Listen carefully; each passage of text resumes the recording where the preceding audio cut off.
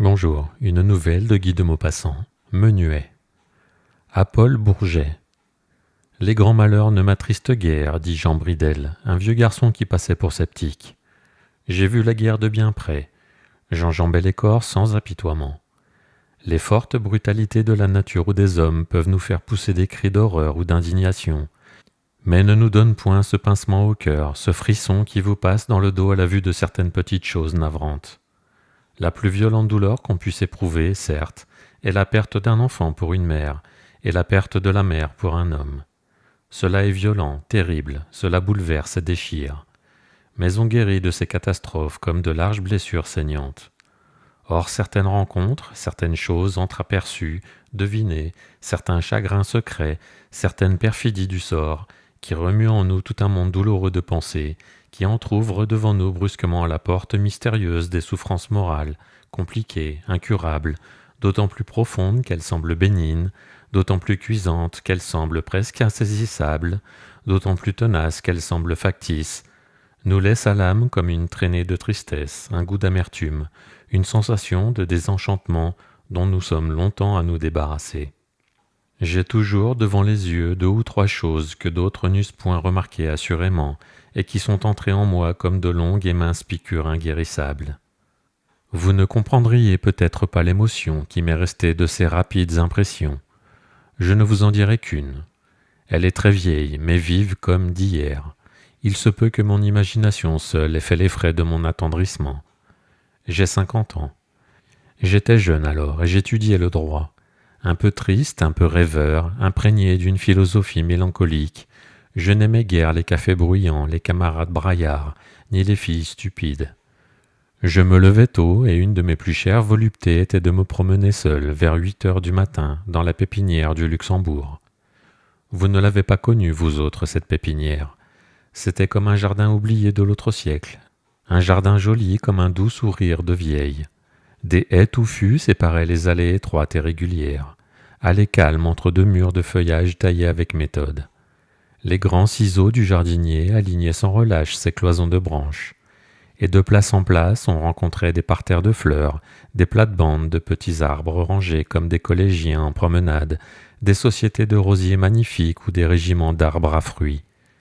Tout un coin de ce ravissant bosquet était habité par les abeilles. Leurs maisons de paille, savamment espacées sur des planches, ouvraient au soleil leurs portes grandes comme l'entrée d'un dé à coudre, et on rencontrait tout le long des chemins les mouches bourdonnantes et dorées, vraies maîtresses de ce lieu pacifique, vraies promeneuses de ces tranquilles allées en corridor. Je venais là presque tous les matins. Je m'asseyais sur un banc et je lisais.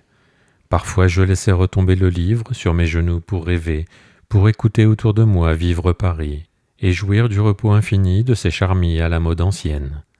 Mais je m'aperçus bientôt que je n'étais pas le seul à fréquenter ce lieu dès l'ouverture des barrières, et je rencontrais parfois, nez à nez, au coin d'un massif, un étrange petit vieillard. Il portait des souliers à boucles d'argent, une culotte à pont, une redingote tabac d'Espagne, une dentelle en guise de cravate et un invraisemblable chapeau gris à grands bords et à grands poils qui faisait penser au déluge. Il était maigre, fort maigre, anguleux, grimaçant et souriant. Ses yeux vifs palpitaient, s'agitaient sous un mouvement continu des paupières, et il avait toujours à la main une superbe canne à pommes d'or qui devait être pour lui quelque souvenir magnifique. Ce bonhomme m'étonna d'abord, puis m'intéressa outre mesure, et je le guettais à travers les murs de feuilles, je le suivais de loin, m'arrêtant au détour des bosquets pour n'être point vu. Et voilà qu'un matin, comme il se croyait bien seul, il se mit à faire des mouvements singuliers.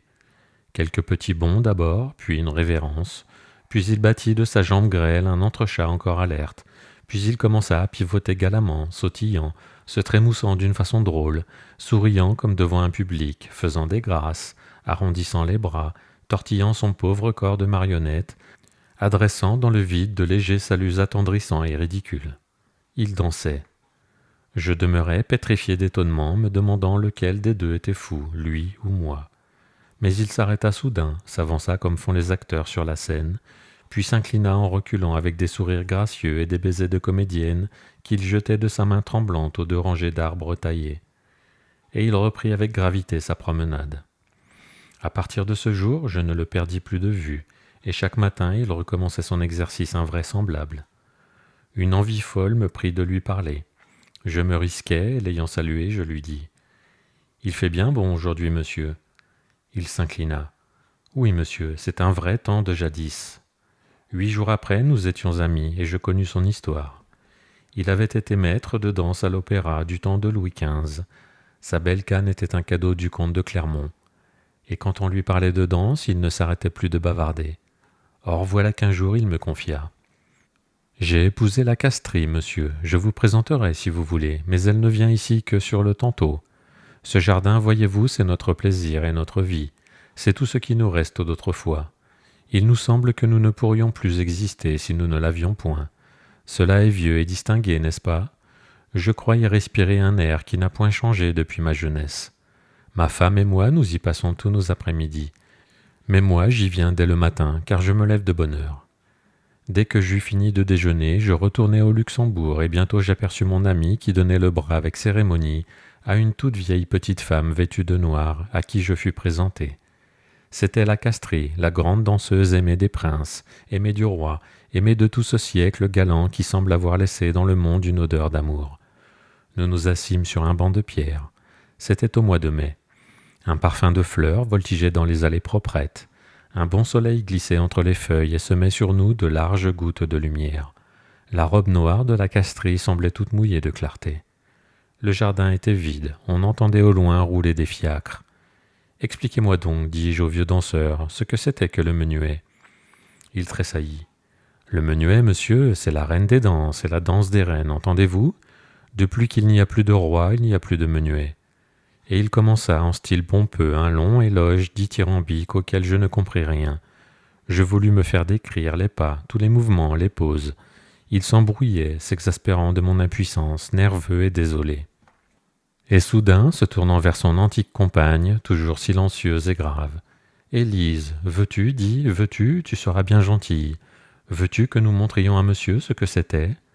Elle tourna ses yeux inquiets de tous les côtés, puis se leva sans dire un mot et vint se placer en face de lui. Alors je vis une chose inoubliable. Ils allaient et venaient avec des simagrées enfantines, se souriaient, se balançaient, s'inclinaient, sautillaient pareil à 2 vieilles poupées qu'aurait fait danser une mécanique ancienne, un peu brisée, construite jadis par un ouvrier fort habile, suivant la manière de son temps. Et je les regardais, le cœur troublé de sensations extraordinaires, l'âme émue d'une indicible mélancolie. Il me semblait voir une apparition lamentable et comique, l'ombre démodée d'un siècle. J'avais envie de rire et besoin de pleurer. Tout à coup ils s'arrêtèrent, ils avaient terminé les figures de la danse. Pendant quelques secondes, ils restèrent debout l'un devant l'autre, grimaçant d'une façon surprenante. Puis ils s'embrassèrent en sanglotant. Je partais 3 jours après pour la province. Je ne les ai point revus.